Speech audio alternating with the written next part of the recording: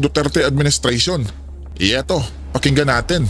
Now the problem is that people can now question not o- now the problem is that people can now question not only the proceedings insofar as Colonel Grijaldo is concerned, but previous witnesses. They're relying on recanted testimony. They're relying on witnesses who are obviously pressured. So the findings, the entire findings of the committee can now be called into question. Kasi kung meron tayong nakikita na isang witness na na may testigo siya, tetestigo siya na siya po ay pinipilit na magsalita o pumirma ng isang affidavit na hindi naman totoo yung mga nakalagay doon.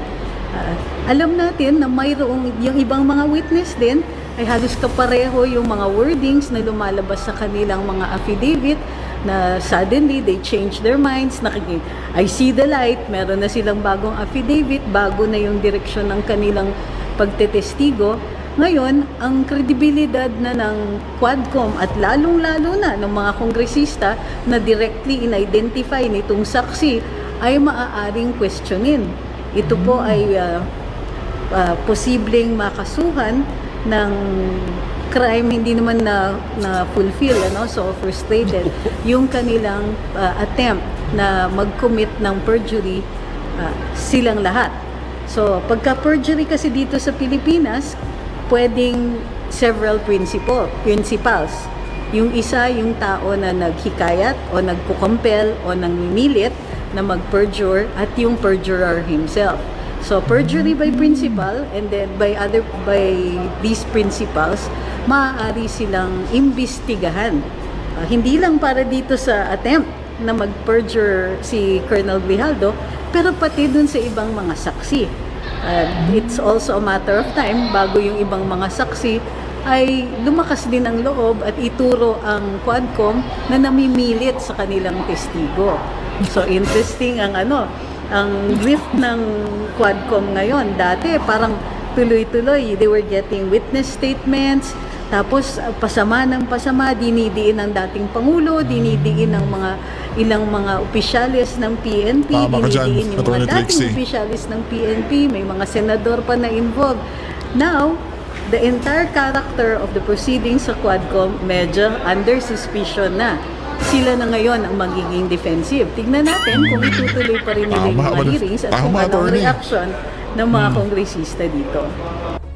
Samantala naman, ayon kay Master Judea ng Banateros, si PRRD ay isang politiko na kailanman hindi mababayaran ng pera, mga kababayan. Naku po. Talagang totoong-totoo ito, kabayan, ha? Di ba? Ito, pakinggan natin. PRRD, ito yung resulta na hindi nagpakanlong doon sa mga malalaking tao. Hindi nagpakanlong doon sa Senate na tinatawag natin mga kingmaker. Kasi si PRRD, nanalo siya dahil sa suporta ng taong bayan. Hindi sa suporta ng kaninong politiko, kaninong oligarko. Ang dala ni PRRD sa atin ay yung kanyang experience. Kahit sa anong aspeto ng buhay, kahit hindi ka matalino, pag ikaw ay maraming experience, that will bring you somewhere. Si PRRD, marami ng experience, matalino pa, kaya siya nag-stand out bilang presidente ng Pilipinas. Si PRRD, kapag nagsasalita, pinapakinggan dahil may matututunan ka. Tama ulit. Yung iba dyan, nagsasalita dahil nakikinig sila sa mga salita ng ibang politiko dahil binabayaran sila. Ito dapat ang pamantayan ng bawat politiko dito sa ating bansa. Kanina narinig nyo naman, nakita nyo naman, napanood nyo naman yung hearing kanina. Actually, para sa akin, hindi hearing yun eh. Para sa akin, yung magulang ay nagbibigay ng payo sa kanyang mga anak. Napilit, ginigiba ni Risa Ontiveros kanina na ang kinukuha lang yung mga pangit na sitwasyon doon sa hearing na yon, pero hindi naman siya uubra kay PRRD. Parang si Risa Ontiveros versus PRRD, parang teacher tsaka estudyante. Si PRRD ang teacher, uubra ba si Risa Ontiveros doon? Alam mo naman, itong sila Risa Ontiveros, mahilig to magpabebe. Mahilig to magbait-baitan na akala mo Tama. sila lang ang mabubuting tao sa Pilipinas na hanggang ngayon wala pa naman napapatunayan na may mga putik din na ibinabato sa kanila. Na hanggang Tama. ngayon hindi pa nila sinasagot. Pero kanina, ayaw na ayaw talaga niya na maririnig si PRRD dahil alam naman natin, from the very beginning, ay kontra itong mga ito kay PRRD. Kahit anong gawin ni PRRD, mabuti, masama, wala namang pakialam yan, hindi naman susuporta yan dahil numero uno na mga kritiko yan ni PRRD. Pero gusto kong puriin ng dating presidente ng Pilipinas dahil hindi sa lahat ng oras kaya nilang lamunin ang mga tinatawag nilang resource person. Sila Tama. ang nilamon ni PRRD kanina. Yan Tama. ang isang tao, isang politiko na hindi nabayaran ng kahit na sino. Hindi humingi ng backup sa kani-kaninong oligarko o kung kaninong sikat na mga politiko, kundi siya ay nanalo dahil sa kanyang kakayahan, sa kanyang experience at sa resibo na lagi nating isinasabi. Yun na nga po mga kababayan, no? Mananatili at tatatak na talaga sa puso ng sambayanang Pilipino na may isang presidente na tunay at may malasakit para sa bayan. Samantala, eto po kabayan, panoorin natin kung paano nanggigil si Pangulong Duterte na tapusin ang pagdinig sa Senado kaugnay sa war on drugs kahapon mga kababayan. At sinuplak si Madam Risa. Eto, panoorin natin at magbigay tayo ng reaksyon kabayan. Tapusin talaga natin ito. Tapusin natin ito dito ngayon. Huwag tayong umalis dito hanggang umaga. Umabot man tayo hanggang umaga bukas. Huwag tayong umalis dito. Tapusin natin dito. Huwag Mr. tayong Chair. umalis dito sa kwartong ito hanggang matapos ang gusto ninyong kunin sa akin. Tinawag sa Mr. inyo Chair. ako dito, tapos yan lang ang huli ninyong tanong. Huwag na tayo magdrama dito, tapusin na natin itong istorya na ito dito sa Pilipinas. So lastly, Mr. Chair, Tama. actually may mga isang dosenang tanong pa sana ako sa dating presidente pero na-high blood yata sila sa akin. So dalawang huling tanong na lang. Una Isang po. dosena raw Yes, po, Mr. kabayan. Chair.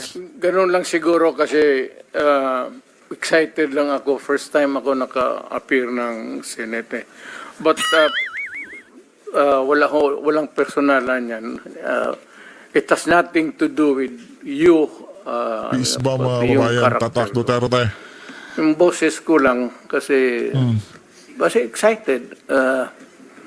But if we are offended by the demeanor, then mag-change gear ako. I'll try to do it with moderation. Salamat kaayo, Mr. Continue, ma'am. Chair. Continue. Salamat kaayo, Mr. Chair. At saka, Hindi, sandali, ma'am. Mr. Ganito, Chair. and I'm addressing lahat kayo. Taga-probinsya po ako. Hindi ninyo pwede akong masumo na paulit-ulit. Pag ginawa ninyo yan, isnabin ko kayo. Wala akong pera. I am not that rich na mag-travel dito sa aeroplano. Mahal yan. I am... nabubuhay ako sa retirement pay ko. So, pati itong pamasahe ko, retirement pay ko yan. Wala akong negosyo ever since. Dito mo talaga makikita kabayan, no? Kung gaano ka-humble yung ating mahal na Pangulong Duterte, mga babayan. Di ba? Sinasabi niya pa yun mismo sa harap ni Senator Paepal Ontiveros, mga babayan. Di ba? Gobyerno lang ako. I have been an employee of government ever since. Kaya, I do not have my Talagang mapapasaludo ka talaga sa ating dating Pangulong Duterte, mga babayan, no?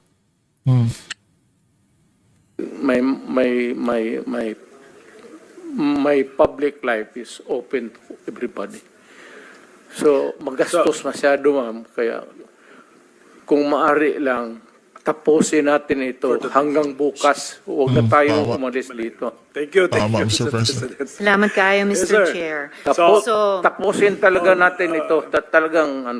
Tapusin natin ito dito ngayon. Huwag tayong umalis dito hanggang umaga. Umabot man tayo hanggang umaga bukas. Huwag tayong umalis dito. Tapusin natin dito. Sige, Mr. President, we are prioritizing the questions directed to you. Sige, Senator Ontiveros. Salamat kayo, Mr. Chair. So, pangalawang tanong ko, tinawagan nyo ba si Senior Superintendent Padilla para i-congratulate siya sa pagpatay sa 3 high-value targets na Chinese nationals na inilagay sa loob ng Davao Penal Colony? Kasi sinabi nyo daw, "Congrats Superintendent Padilla, job well done." Pero grabe ang ginawang dinuguan. Do you confirm this, Mr. Chair? You call Padilla now because he is lying. I do not know him, and I do not have to congratulate this policemen and soldiers. Trabaho ninyo yan. Why do I have to congratulate you? Magtrabaho kayo dyan. So you do not confirm na tinawagan nyo si I do Senior not- Superintendent Padilla? I only congratulate people with who itong mga police daw graduate with honors kasi nagtuturo ako sa Police Academy. May congratulatory message ako. Pero mag-congratulate ako ng ano. Well, Mr. Chair, of course, absolutely hindi naman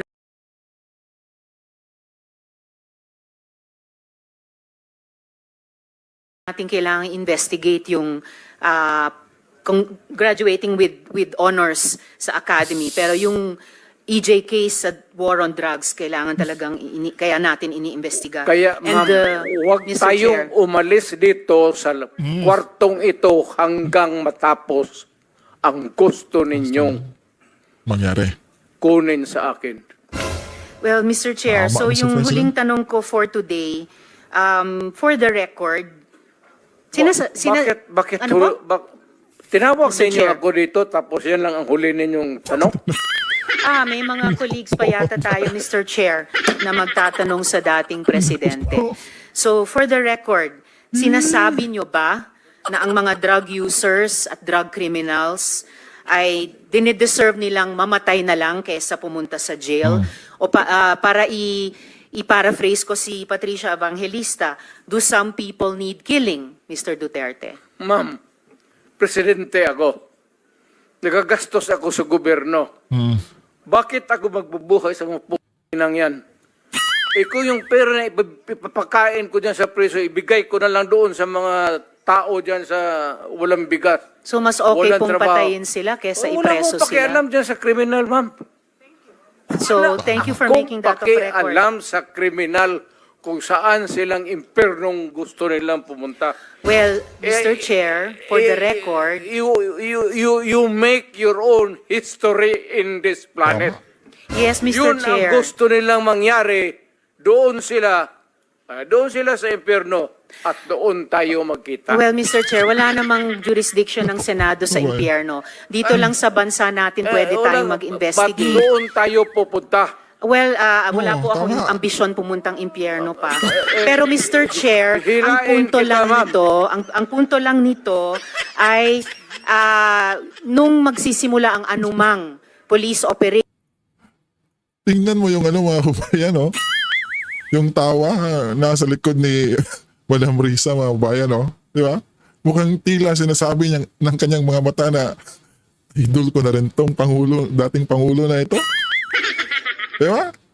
Mga kabayan? Matatawa ka na lang talaga sa kay Madam Riza, mga kabayan.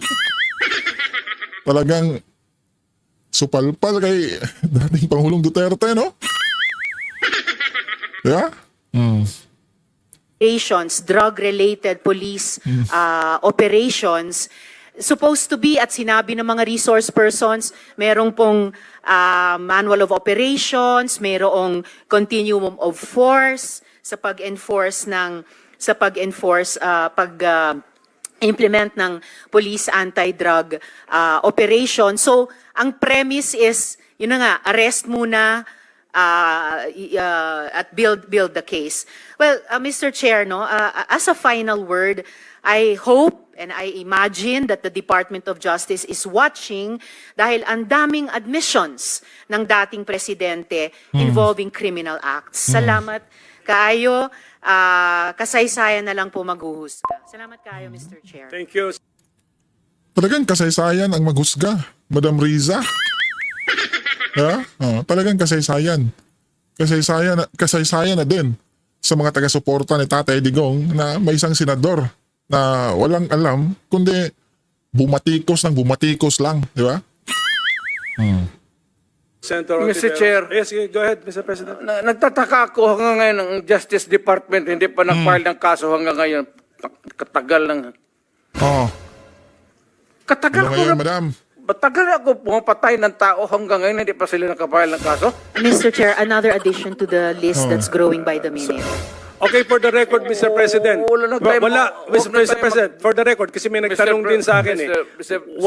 Huwag na tayo magdrama dito. Tapusin na natin itong istorya na ito dito sa Pilipinas. For the record, Mr. President, wala. Kasi naawa ako dito sa mga pulis. Sa totoo lang, naawa ako sa mga pulis, pati sundalo. Kaya ako po, akin mind and mind alone. Pag nag-inutusan ko ito, mag-operate itong mga buang na ito, kung anong mangyari akin yan, I'm emotional because I've been longing to state this particular sentiment. Protektado ko yan sila. Basta in the fulfillment of duty, Mr. Senator, yan sila, naging chief of police yan. Protektado ko ang police pag nagtrabaho in the fulfillment of duty. Pero alam nila, ang mga police na pumasok ng kidnapping, alam nila yung police nila, pinatay ko. So yun na nga po mga kababayan, no? Iba talaga ang isang pagmamahal ng Tatay Digong Duterte sa kanyang sambayan ng Pilipino, mga kabayan. Ha? Oh. Ano na ngayon, Madam Riza?